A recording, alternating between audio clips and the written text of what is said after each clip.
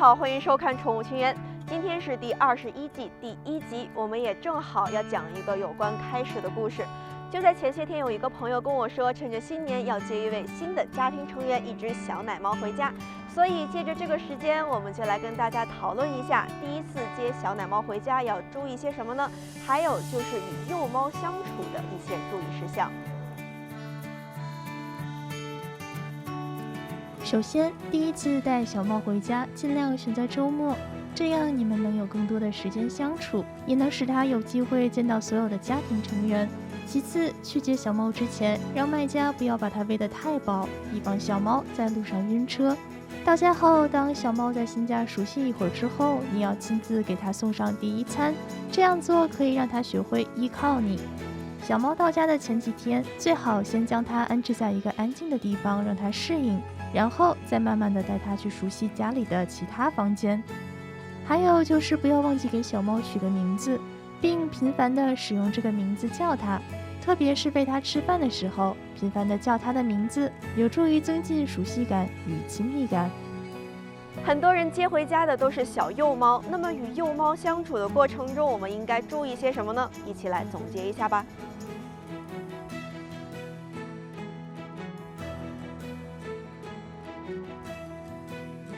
有科学实验研究表明，在与人隔绝的地方出生的一窝小猫，在成长到2到3周的时候，就会对人类产生恐惧，见人就会发出嘶吼声。而来自同一个母亲的另一窝小猫，在每天都会有人抚摸它们的情况下，就没有产生对人类害怕的反应。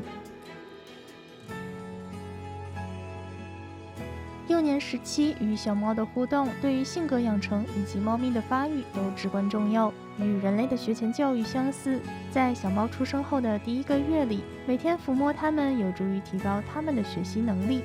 以暹罗猫为例，在小暹罗猫出生后的头30天里，每天抚摸它们20分钟。经过这种互动的小猫，会比没有抚摸过的幼崽更早地睁开眼睛，更早地从窝里出来。猫咪相当重视自我，想被抱的时候才能抱它，不想被抱的时候就让它独处吧。当猫猫不想被抱时，你却硬要抱它，猫咪会对你产生压力，并有提防的态度。温柔抱猫，抱猫前先要熟悉猫，轻轻拍猫的脑门或是抚摸猫的背部。根据猫的大小和体重情况不同，可用1只手或2只手来抓，切不可抓耳朵、揪尾巴或者抓它们的4肢。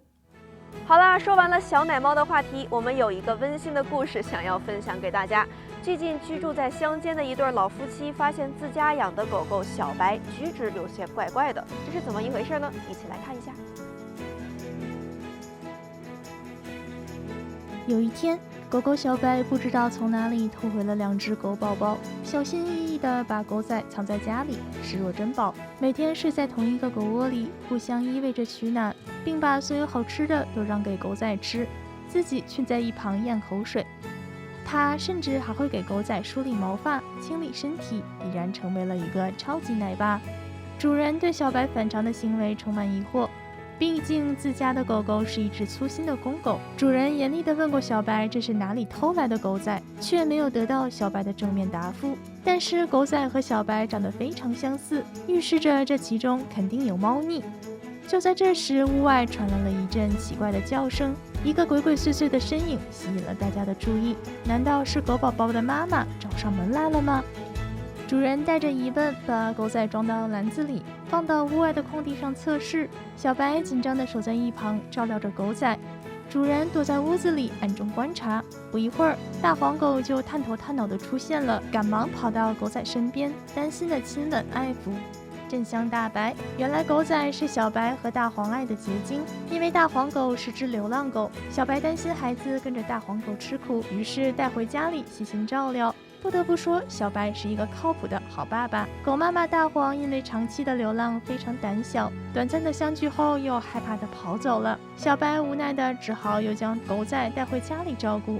那之后的每天，主人会安排狗狗一家4口在这个路口相见，画面很是温馨。但是这种聚少离多的日子毕竟不能够长远。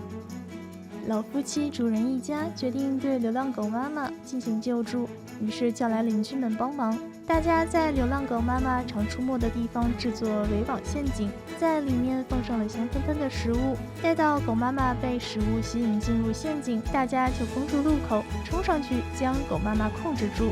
接下来，狗妈妈会在医院接受治疗。这段时间里，狗仔们会得到小白和大叔一家的细心照料，相信不久之后，他们就能过上幸福的生活了。